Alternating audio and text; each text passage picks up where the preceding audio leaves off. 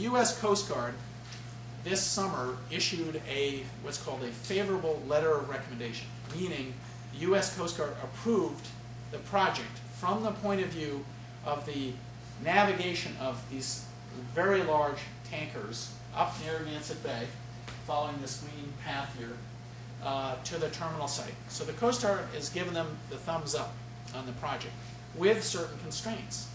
And the first is, that you should know about, is that the company will not be able to will not be allowed to bring vessels into Narragansett Bay at night and at low tide. They can only come in at daylight hours and at high tide.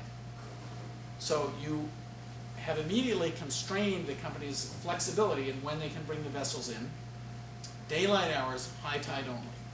The second thing is the Coast Guard, in force today in Narragansett Bay, has a security regime around to protect hazardous cargoes.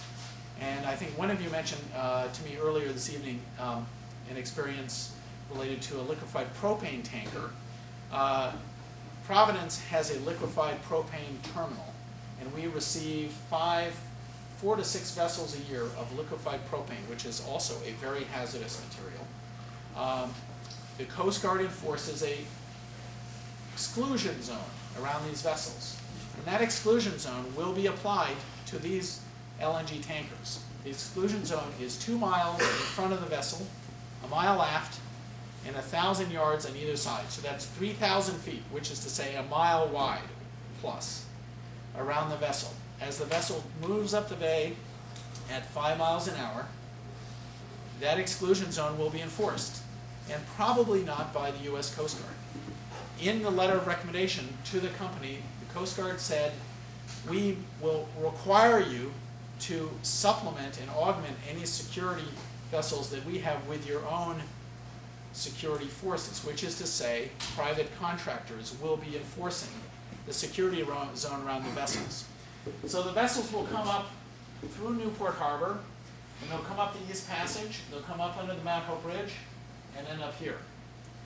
And it takes about, given any fixed point of land, it takes about 35 minutes for the ship, for the exclusion zone to pass you.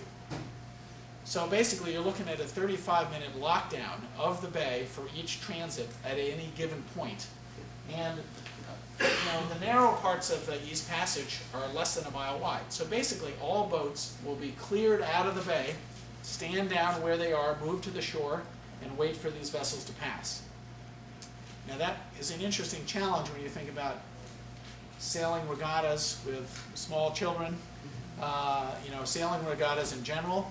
Sailboats are hard to move when there's no wind, for example. And that's what the Coast Guard says they're going to do. That's the exclusion zone. The last thing I'd mention is that the Rhode Island Turnpike and Bridge Authority operates the Pell Bridge here and the Mount Hope Bridge here. And the authority has said, they stated this publicly last week up on Smith Hill at the Capitol, that they will close the bridges for the transit of these vessels for safety reasons. So that is to say, both bridges will be closed at least 70 times, more likely 140 times a year, for 30 to 40 minutes, every passage of these vessels. So imagine if you're commuting off the island, coming up here to Providence or to Bristol or Barrington, or you're headed the other direction, or you're trying to get to a convention down here. These vessels, by the way, as they enter Narragansett Bay, will not be announced. The company claims that there will be official announcements 1 hour before to the general public. It's not going to do you a lot of good if you're in your car, or you're on a boat, or you're out fishing, or what have you. It just makes no sense to put this kind of project in such an intensively used area.